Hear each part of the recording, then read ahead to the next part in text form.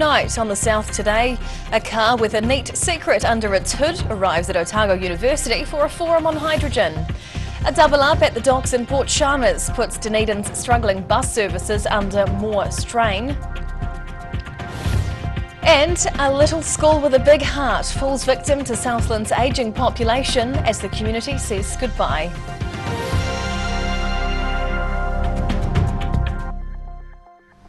Kia ora, good evening, I'm Hannah Wilkins. A futuristic car slipped quietly into town earlier this week on its way to Otago University. The uni is hosting the first New Zealand Hydrogen Symposium, and auto manufacturer Hyundai are on hand to prove the technology is ready for the road. Taking a peek under the hood of the Nexo. According to Hyundai, it's New Zealand's first commercially available hydrogen-driven car. There's no petrol tank under the flap, so finding somewhere to refuel it in New Zealand still poses a bit of a problem. The car's driver says Hyundai can refuel the car in under 3 minutes, and the range is impressive. So it's a pretty special car. It does around let's say I think it's got a 660k range as our published range. It can reach up to 800 k's when we're driving a more open road situation. The car's visiting Dunedin as part of the New Zealand Hydrogen Symposium, where experts are discussing the potential for green hydrogen generation in the south. Hyundai reckon there's room for both electric cars and hydrogen fuel cell technology on New Zealand's roads. Shorter distances, battery electric would dominate. Of course, you need to have good sources of battery, recharging abilities. And for heavier, longer distance, we would say hydrogen would be your dominant fuel source. Conference attendees say the plentiful hydropower makes the South Island the perfect place to base a green hydrogen industry. Hyundai are also testing a new electric truck on the roads in partnership with New Zealand Post this year. In Dunedin, the South today. The arrival of 2 cruise ships in Port Chalmers yesterday put extra strain on bus services, which were already struggling with driver shortages. After the rollout of the full bus timetables in Dunedin yesterday, bus services found themselves struggling with many drivers off due to illness. The pressure compounded when flurries of cruise ship passengers lined up waiting for a ride from Port Chalmers to Dunedin. The Dunedin City Council put up signs telling the tourists to prioritise the elderly, children and school students. Interim Transport Manager Doug Rogers says 5 buses were put on that route instead of the usual 1. Even though there were long queues, staff say the customers were very patient as more buses arrived. The small Southland district of Glenham has decided to close its primary school after the roll dropped to just 3 pupils. About 150 members of the community gathered at the school on Saturday, sharing their memories and giving it a proper send-off. It was a little school with a big heart, but unfortunately for the residents of Glenham, doors closed on the classrooms for the last time on Monday. The primary school was closed after consultation with the community after enrolments dwindled to just 3 pupils in 2022. The commissioner appointed to wind up the operation says it's important to take a moment to say farewell. I just really acknowledge all the work that everyone has done before me and all the work that everyone has done to make today a really special celebration. The school's acting principal points out the classrooms have been at the heart of the community for more than a century. We're just short of a couple of years, of 125 years, which is a bit sad that we didn't quite make it. A former pupil in the 1940s fondly remembers daily trips to school with his brother. I had a pony of my own, and for the next 7 years, that was what happened. We rode ponies to school. While more recent attendees reckon it was a great place to grow up. I have some great memories making great friends at the school. The Commissioner believes education resources will be redistributed amongst other local schools, while the acting principal is taking on a new role at the school in Tokanui. In Glenham, the South today. Those with a sharp eye might have spotted a colourful piece of transport history on the move in Dunedin yesterday. The historic Dunedin tram shelter likely dates back to the 1925 South Seas exhibition, according to the Taieri Historical Society. The brightly painted structure spent many years serving as a bus shelter in Māori Hill before being put into storage. The shelter was hoisted onto a truck and transported out to the Taieri Historical Museum and Park in Outram yesterday, where it will be restored and displayed. Marine experts are concerned about the underwater effects of an extreme marine heat wave hitting the Fiordland coast. A Victoria University research team visited Doubtful Sound last month to monitor the underwater environment. They found at least tens of thousands of sponges have seemingly disappeared after suffering bleaching damage during last year's marine heatwave. Some sponges have recovered after last year's event, but scientists say water temperatures this year are still far above the long-term average. The team will return to Fiordland next month to continue their monitoring work. A Queenstown man is using his electric vehicle to not only drive around his city, but to also power his home. Dave Charlton is thought to have the first house in New Zealand which uses the bi-directional EV charger, with results positive so far. Backing in the future of power, this electric car's not only powering itself, but some of the local neighbourhood as well. Dave Charlton is trialling a prototype EV system in his Queenstown home to see how this new technology might fit into a family's daily life. Yeah, so this is an EV charger, but what's special about this one is not only can it provide power to the car, but it can also pull power back out of the car. So it's what's called a bi-directional charger or a vehicle-to-grid charger. It's an area Charlton follows closely. He's the head of the new energy solutions at the power company Octopus Energy. It's believed his house is the first in New Zealand to have one of these systems fitted. The family charges their EV and hybrid car during off-peak times, then uses the car's battery to power appliances and charge other devices during the day. We can choose to discharge the EVs to provide power back to the home and power our cooking and heat up our hot water. And then in the evening, overnight, we'll then charge the cars back up. He believes they're saving around $400 a year on their power bill, with extra power generated going back into the national grid. So at the moment, this is a prototype. And where you can get them overseas, they're retailing for about 10,000, which is more than what the average consumer here would want to pay for one. But we're hoping in the next few years that we will see this technology, the price of this technology come down. The winter months is where this technology could really shine, helping alleviate the strain on the local power grids and potentially helping reduce power cuts across the region. In Queenstown, the South Today. Whai Yakane, still to come on the South Today. A best-selling kids author rounds off his countrywide tour with a stop-off in the deep south. And we take a look at how the central Otago apple harvest is faring in these hot conditions.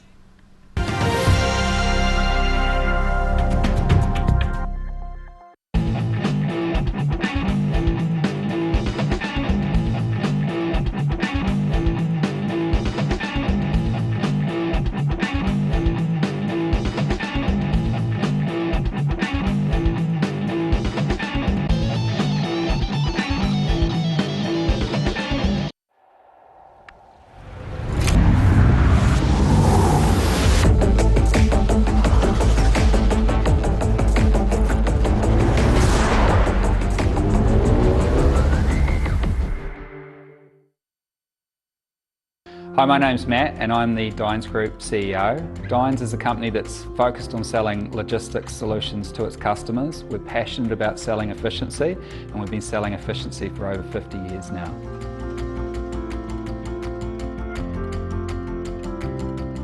Hi, we're Age Concern Otago. Age Concern Otago hosts a multitude of social activities, including little walks. A poorly maintained heat pump can lose up to 35% of its output. The Mr. Heat Pump Cleaner team are experts. Their specially developed chemical wash is totally biodegradable. Call Mr. Heat Pump Cleaner and get the job done by the professionals. Just when you thought it was safe to get back on the sofa, My mate John's having a price frenzy! He's taken 19% off sectional lounge, 31% off coffee tables and buffets, 42% off selected clearance items and much, much more. Plus pay it off over 24 months interest free. My mate John's price frenzy! Where did you get that furniture from? Stafford Street and my mate John.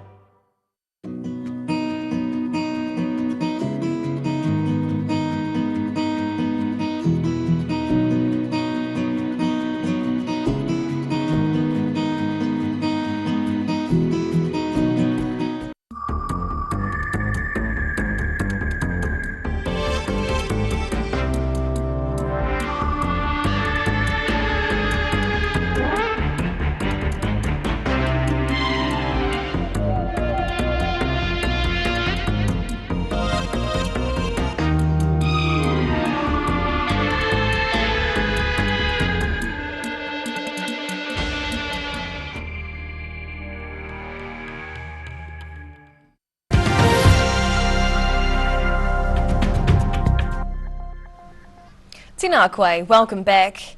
An international best-selling children's author made his way down south yesterday for a performance full of songs, dancing and laughs. Invercargill was Mr Yippity's last leg on his tour around the country, trying to help youngsters learn with some giggles. Children clapping along as Mr Yippity performs one of his hits. More than 100 kids gathered at the ILT Stadium in Invercargill yesterday to dance and cheer along to Dino Yippity's last performance of his tour. The best-selling children's author sang and danced along to his famous books, having a laugh himself along with the kids. It's amazing. The kids are hilarious, the grown-ups are hilarious, so I just spend my time laughing at them, and it's like totally an amazing experience, you know. Mr Yippity brought along a few of his books with him, including his bestseller, Nino the Little Fire Engine. He feels the way to engage children into learning is through laughter. We all have a chance to laugh while we're learning, then it just takes care of itself. So, you know, whether it comes to reading or anything, if we can get kids to laugh and enjoy it, then boom, it's half the job done. Event organiser Susie McNatty says the event was a success and was thrilled with the turnout, believing it was a great way for the kids to start out the year. In Invercargill, the South Today. With apple harvesting season just around the corner, Central Otago crops are looking to be in good shape. Horticulture New Zealand is expecting good quality apples coming into the 2023 export harvest season, with exported volumes estimated to be similar to last year's. The hot Central Otago weather has put many orchards under real stress, but some owners say the apples are still a good size. Orchards are getting ready to start the apple thinning process before the harvest season starts later this month, continuing until the middle of May. And now recapping tonight's top stories on the South Today. A hydrogen-fuelled Hyundai car took a spin around Dunedin to promote the green energy industry. 5 extra buses failed to fix long queues as cruise tourists pumped through Port Chalmers yesterday. And Southland's Glenham Primary School held its last ever class with just 3 pupils enrolled, with school now closing its doors. And now we'll look at what's happening in tomorrow's ODT, and we welcome the Associate Editor, Jo Simpson. Hello, Jo. Hi. Now, what can we expect in the paper tomorrow? An unrepentant social media manager has defended sharing private photos of Gore Mayor Ben Bow amid accusations of dirty politics during the local election. Oh, okay. A lot in that. Yeah. Dunedin City Council today announced that it has bought the Folden Mar site in Middlemarch. Right. And yes. new Health Minister Aisha Verrill is in town visiting the hospital site. And it looks like it's going to get even hotter. Oh, as if we can handle any more heat. Thank you for sharing this evening, Jo. Thank you. And time now for a look at tomorrow's weather. The South Today weather, proudly brought to you by MoleMap, the skin cancer detection specialists. Looking at the situation, expect a few more warm days tomorrow and again on Saturday before cooler southwesterly airflow arrives on Sunday. Heading to the top of the South Island. Cloudy with northerlies and 26 degrees up in Nelson tomorrow, 24 with some rain in Greymouth, and high cloud with fresh winds and a hot 33 degrees down in Christchurch. Travelling to South Canterbury and North Otago. High cloud with north to northwest winds and just an all-around hot day through here tomorrow. A scorching 34 degrees in Ashburton, Timaru 30 and up to 29 in Oamaru. Heading westwards to the Central Lakes, cloudy with northerlies here tomorrow. Wanaka and Queenstown can both expect a high of 28. Alexandra right up to that 30-degree mark. Heading further south, fresh nor'westerlies and cloudy with 26 in Balclutha and Gore tomorrow, while over in the Catlins expect variable winds with a high of 28 degrees. And down through the deep south, cloudy tonight with a low of 16, then thick high cloud tomorrow with warm northerlies and the high 28. Warm northerlies again, but some late rain as we get into the weekend here with 29 as the top temperature. And finally heading to Dunedin. Cloudy tonight with some brief rain and 18 degrees as the low. Now tomorrow's looking mostly cloudy with changing winds and a high of 28 degrees. Into Saturday, breaking over that 30-degree mark again by the looks of it with 31. Expect sunny skies and gusty northerlies. And that's the news this Thursday. For the latest news and videos from the southern region, head online to odt.co.nz. And you can follow Channel 39 on YouTube to catch our news bulletins on demand. We'll see you again tomorrow. Ka kite pōpō.